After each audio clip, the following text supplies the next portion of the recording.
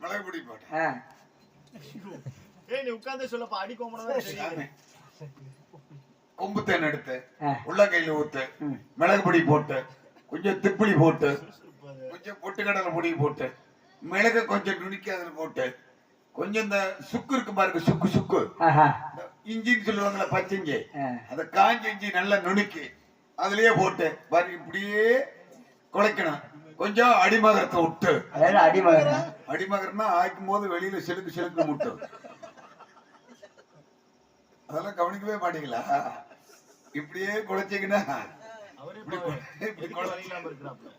பாரு முன்மரத்து போய் நிக்கிறாப்புல பாரு. இப்படி குழைச்சி கையை பாரு இப்படி தூக்கணும். இங்க இருந்து அப்படியே கீழே வரு, இங்க இருந்து ஒரே இழுப்ப கீழே நக்கிட்டு போறாங்க. ஊர்ல முதல்ல யாரா செஞ்சா மேல இருந்து தூக்கின காட்டி ஏன்